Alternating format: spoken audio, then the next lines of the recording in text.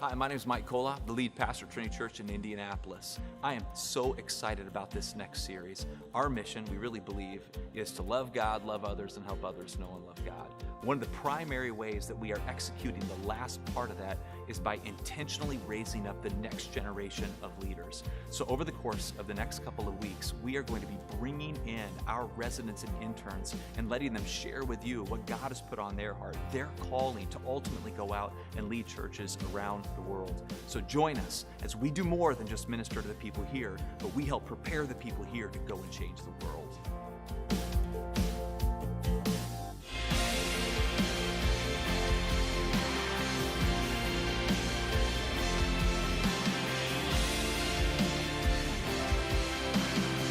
This week, let's welcome Pastor Jorge Escalante. My parents immigrated to the U.S. when I was 12 years old. I didn't really start speaking English fluently. I still don't do it fluently, but didn't really actually get to talk English till I was about a senior in high school. I started school in, I think it was sixth grade is when I was brought over. But I didn't really, get to speak. I understood it, I could read it and everything, but then the speaking part was always hard for me because of my accent, because, I'm a shy person, okay? I'm actually a nerve wreck right now. No, I'm not. But, so I was not, unfortunately, not brought up in a Christian home. My parents never really went to church, even though we consider ourselves Catholic. By birth, you get baptized, you go to church, but then that's it. Not that we were not necessarily following our family values and stuff like that, or traditions, but church wasn't, one of the priorities. A few years later, 18 years old, I moved to Topeka, Kansas. Me and my wife decided to go and move to Topeka, Kansas.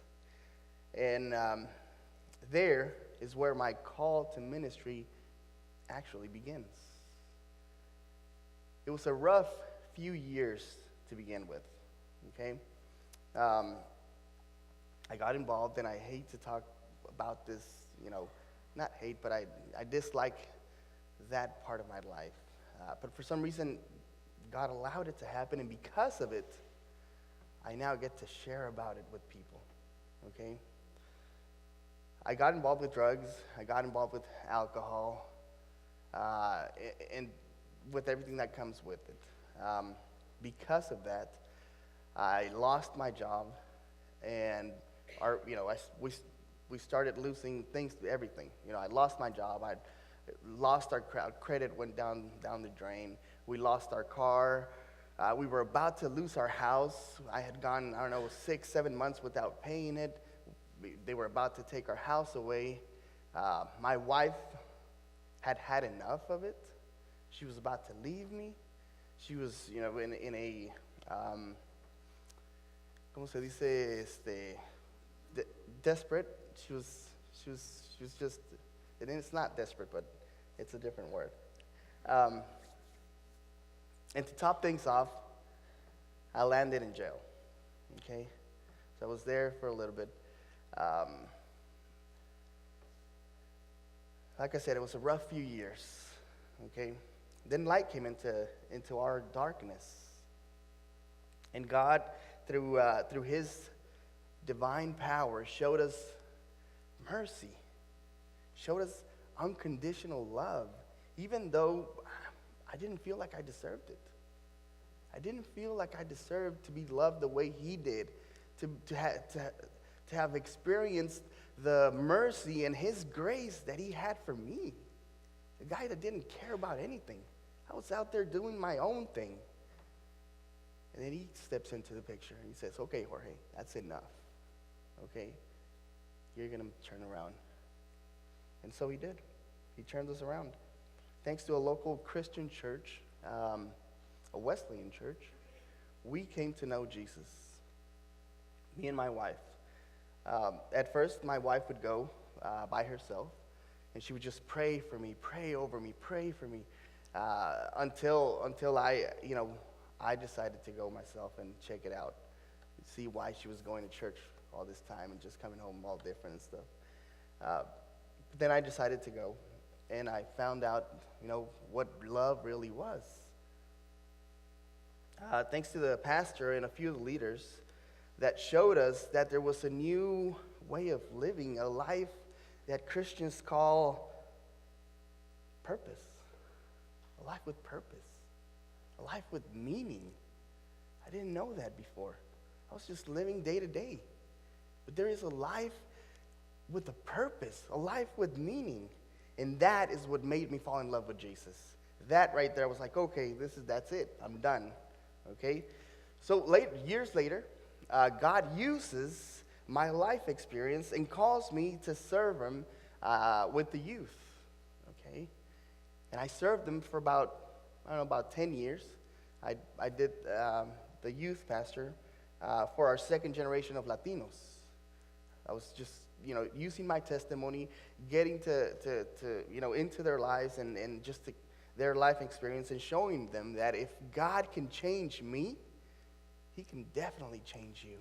And that's what I'm here for today. If God can change me, turn me right back around, he can definitely work in our hearts as well. Amen?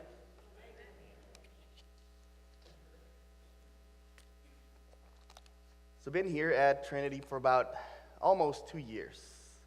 And we have seen tremendous support from all of you guys. I have not once felt rejected, and thank you very much for that.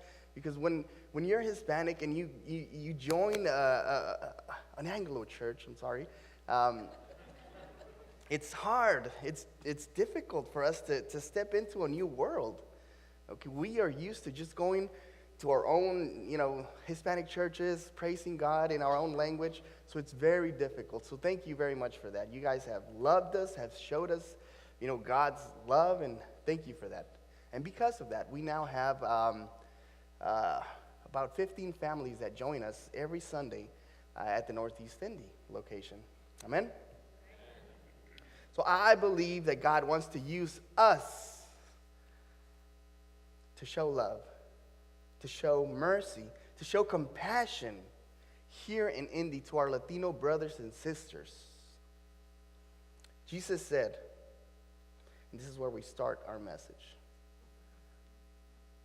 it is not the healthy who need a doctor, but the sick. I have not come to call the righteous, but sinners. He called me. He came to call me. I was sick. With this in mind, I want to jump into what our message looks like for today. Okay, so let's keep that concept of doctor and medicine and sickness and all that. Okay, we're gonna try to drive on that. Our message for today is called prescription, just what the doctor ordered. Okay, and we're gonna get it from the book of Romans, chapter 12, verses 1 and 2. That will be our prescription for today. Okay, so Dr. Paul, who writes this letter, Dr. Paul has written a prescription for us, and we are going to read it, and we're going to actually do what that prescription says. In order for us to feel better, we have to take in that prescription, right? So why do we go to the doctor? What do we want him to do for us? And what happens when he doesn't have the answers we were expecting? We want the doctor to fix us up as soon as possible and with little to no complications, right? And if you're anything like me, no needles, please. Okay? Or maybe, just maybe, you go to the doctor and you're like one of my kids who likes to get sick on purpose and goes to the doctor to get out of school to avoid life. Okay? Now what happens when he doesn't have the answers we were expecting? We get frustrated, right? We get mad, we get sad because we expect him to have all the answers. But we as Christians, we have a doctor, right? His name is Jesus. And he is our healer. He may not heal me, from the common cold, but he heals my soul, he heals my heart. And that is most important. We have a doctor. Prescription. What is a prescription? It's an instruction written by a medical practitioner that authorizes a patient to be provided a medication, a medicine, a treatment. I remember a few years ago, I was going through a period of constant pain. It went on for about a month, but that last week of it was just awful. I mean, on the floor, crying type of pain. I couldn't take it anymore. So I finally decided to go to the doctor. You know why I didn't want to go to the doctor, right? Because he's going to poke me. Sure enough, I was there for about 12 days. Needles all over my body, okay?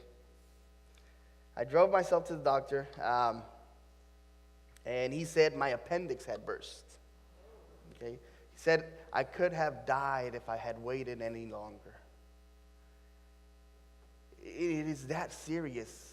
Our spiritual life is that serious. If I had waited any longer, I would have lost myself. I would have lost my family. I would not have my kids because it was before my kids. I would not have my kids. I would not have my little Emma. I wouldn't have my wife. I would not be standing here. I would be dead spiritually for sure. Most likely deported in Mexico.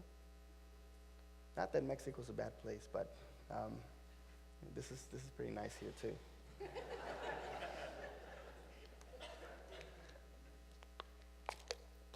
So why do we go to the doctor? Because we trust that he can make us feel better. Okay? God has a prescription for us today. God has a prescription for us today. And he wants us not only to feel better, but to get well spiritually. Okay? So Romans 12, verses 1 and 2. Dr. Paul says, and I'm going to read it to you in Spanish, and then I'll read it to you in English again. Por lo tanto, hermanos, os ruego por las misericordias de Dios, que presentéis vuestros cuerpos como sacrificio vivo, santo, agradable a Dios, que es vuestro culto. No os conforméis a este mundo, sino transformaos por medio de la renovación de nuestro entendimiento, para que comprobéis cuál es la buena voluntad de Dios, agradable y perfecta.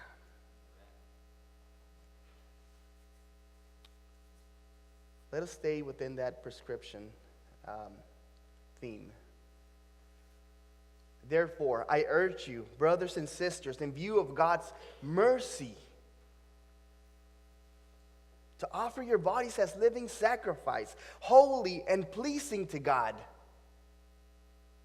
This is your true and proper worship. Do not conform to the patterns of this world, but be transformed by the renewing of your mind. Then you will be able to attest and approve what God's will is, his good, pleasing, and perfect will. In order for us to feel better, we need to do just what the doctor ordered. Número uno, offer your bodies as a living sacrifice. Número dos, do not conform to the patterns of this world. In the third part of it, be transformed by the renewing of your mind. In the Spanish translation, it says, be transformed by the understanding, by your understanding. It's a little different, but it's still renewing your understanding, renewing your mind. If we follow these not so simple, but very effective steps, we will be very well on our way to finding a cure for our illness. That is the disconnection from God. That was my sickness. That was my illness. the disconnection from God. So we'll start with the first one. Offer your bodies as living sacrifice. What does a living sacrifice look like? Especially in today's day and age where everything is, so openly acceptable. What does a living sacrifice look like? The dictionary defines sacrifice as anything consecrated and offered to God. Consecrated, set apart, and offered to God. So I must separate myself, and I must offer myself to God. Separate myself from what? As believers, how do we do that? To present our bodies means that God wants us all. He wants us. Not just our works. You may do all kinds of work for God, but never really give Him yourself. There's a part in the Bible where it says, away from me, I did not know you. Yes, but we casted out demons and, we did a lot of things for you. I baptized them in your name and I did all kinds of things for you. How do you not know me? Away from me. I did not know you. Wouldn't that be a shame if we went to church every Sunday, if we did a whole bunch of things for God, but we never really gave Him ourselves, our wholeness? And then we get to that, to that time where we have to be face to face with Him, and He says, away from me, I did not know you. It is time to be a living sacrifice, to give Him our whole. I remember when I first came to Christ, hearing our pastor preach about this verse, about these verses actually, and how he would challenge us to live a pure and holy life. And I would genuinely leave those meetings Sunday mornings wanting to do just that. I would even come up with this to-do list. Do read my Bible daily. Do share the good news with someone. Be active in church. And for some reason, my don'ts list was a lot longer.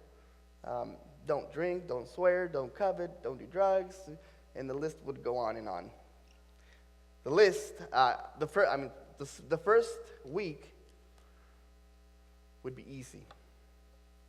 I would fly right through that week, read my Bible daily, pray, stay away from everything else. My wings would start to grow. I was feeling good. But by the second week, it became harder for me to read my Bible every day. And even harder for me to say no to invitations. Does that sound familiar? I really hope not. But maybe you've been trying to fight sinful urges and build up spiritual discipline for quite a while now, and it seems that none of it is sticking. It feels like those New Year's resolutions that we do every year. Every year we make one, and every year I gain a few more pounds. It just doesn't work. It doesn't work, but at least for me it doesn't.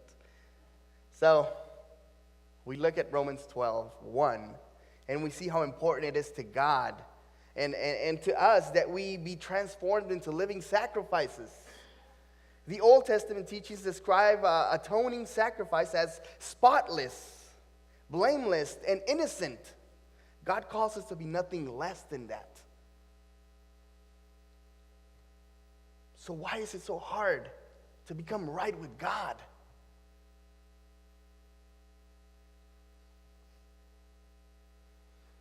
So many of us focus so much on becoming living sacrifices that we forget what Jesus became for us. He became our living sacrifice. He became our living sacrifice. The most important part of Romans 12:1 are the words, by the mercies of God. By His mercy. You see, when we try by our own strengths to become living sacrifices, we will always fail. I would always fail every time I tried by my own strength. We need God's mercy. We need His grace to enable us to live right. We need God's grace to transform us and to set us free from the occurrence of sinful patterns in our life. It wasn't until I presented my body as a living sacrifice in view of God's mercy that I was able to have victory over sinful desires. But it wasn't until then, until I presented myself in view of His mercy. Not because of my strength, but because of your love, because of your mercy, because of your grace, it is that I will be transformed into a new person. Amen? A living sacrifice to God is one who does not conform, but is transformed. The second part of our prescription for today. Do not conform to the patterns of this world. We, as Christians, must face the fact that the devil has created an atmosphere in this world that is ungodly. We must face the fact that there is an atmosphere around us that is definitely ungodly, and which leads people away from God and into sin. That atmosphere of ungodliness is as real as the country western atmosphere in a country western bar, or the Asian atmosphere in an Oriental restaurant. Furthermore, the devil's intent in creating an ungodly atmosphere is to have people conform to it. Just as if they were conforming to a mold. For those of you that have kids, in their, within the age range of 6 to 12 or so, do they make slime? Yes, is slime a thing going on? Because in my house, it's all about slime. Whenever my little girl makes slime, she puts it in a different container. Every time, all kinds of containers, big, small, tall, wide. The slime usually conforms to the mold. Okay? We should not conform to the patterns of this world. We should not conform to we should not be so, okay.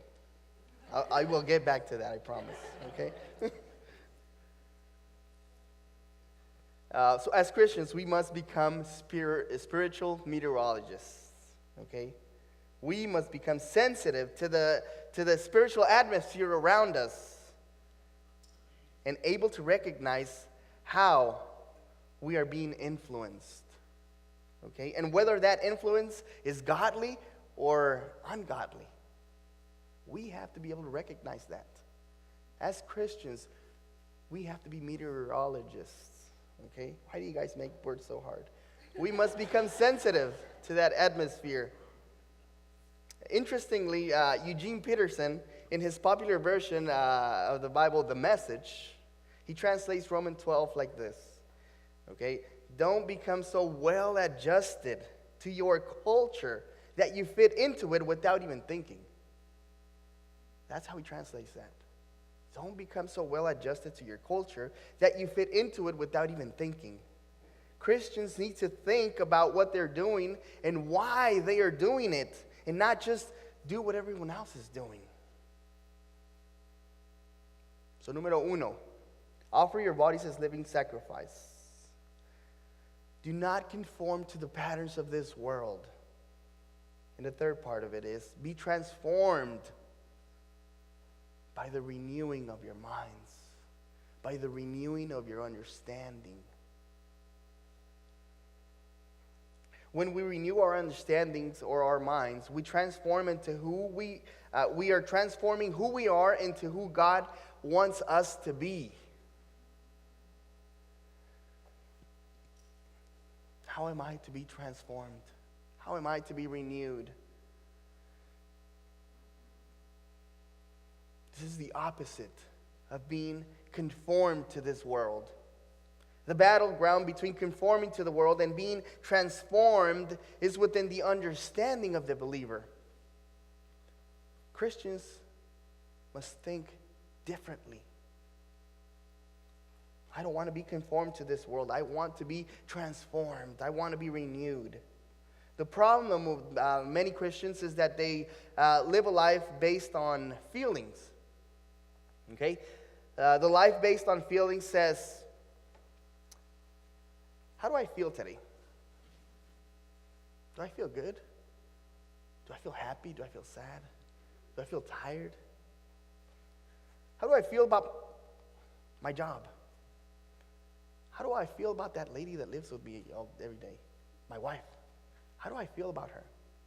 How do I feel about worship? How was worship today?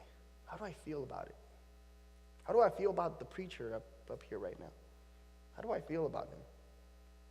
Let me tell you a little secret, okay? This life by feeling will never know the transforming power of God, because it ignores the renewing of your mind, because it ignores the renewing of your understanding. Paul here explains how to live out the will of God in these three simple steps that I've shown you. Okay? He's revealing how to live out the will of God. Many of us have that question.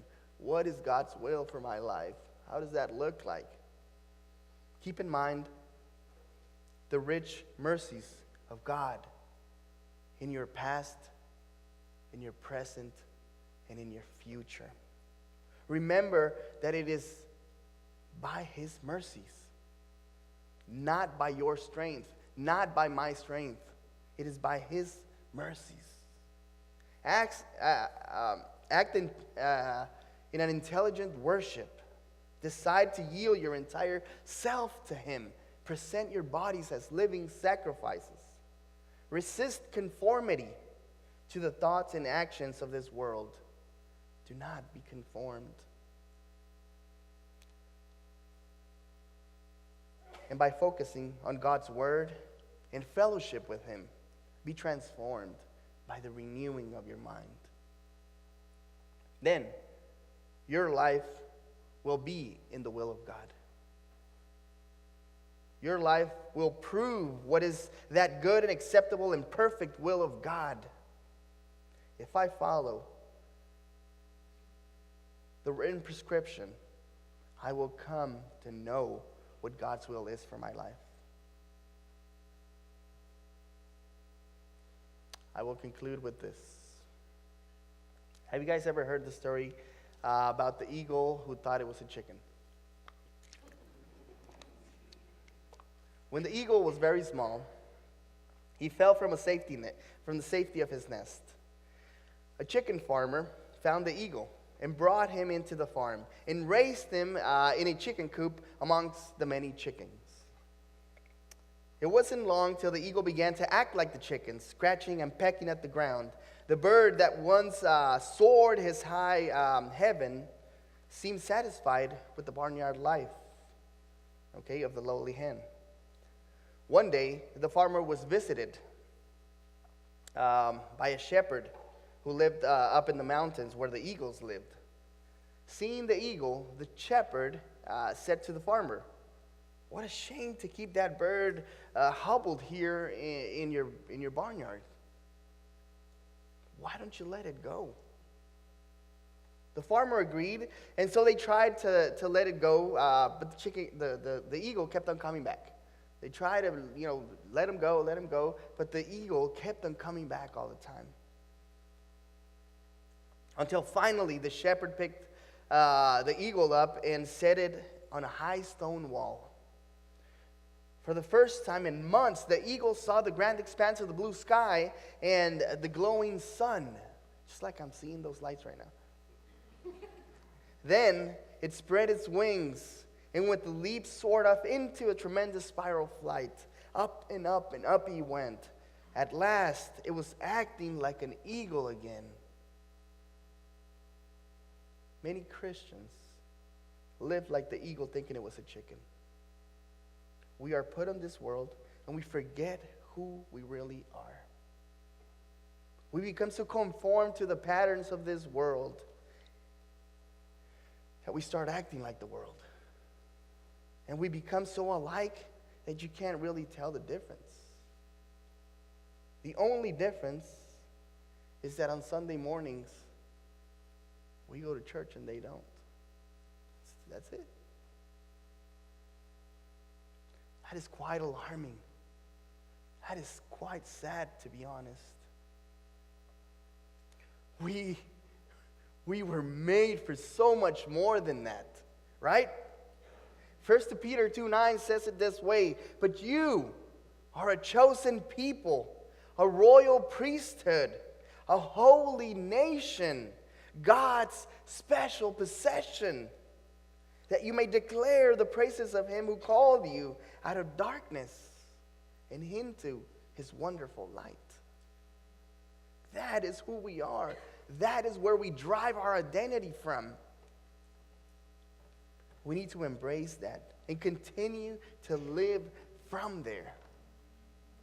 I too was conformed to the patterns of this world.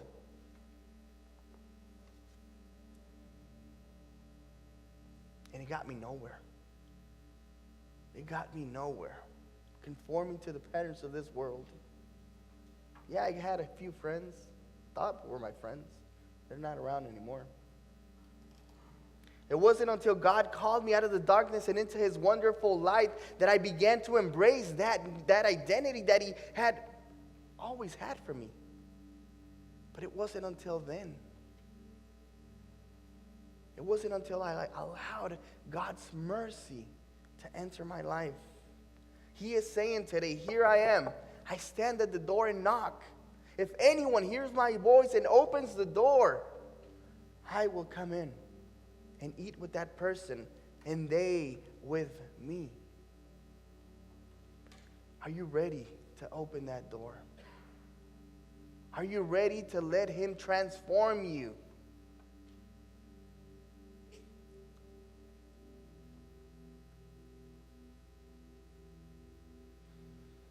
Maybe you find yourself in the same boat I did a few years ago, where I was trying to change my ways with my own strength.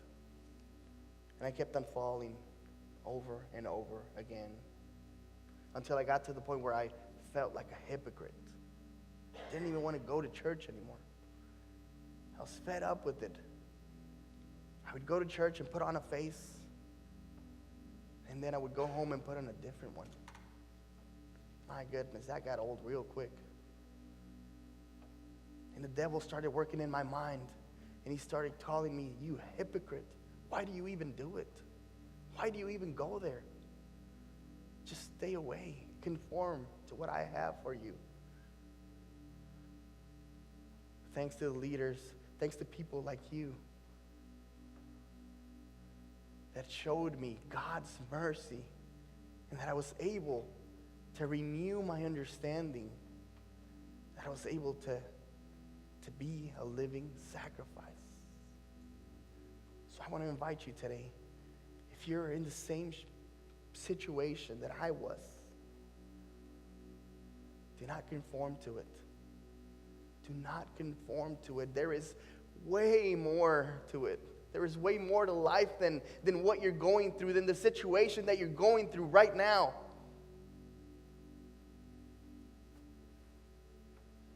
You, my friends, were made for more. Amen.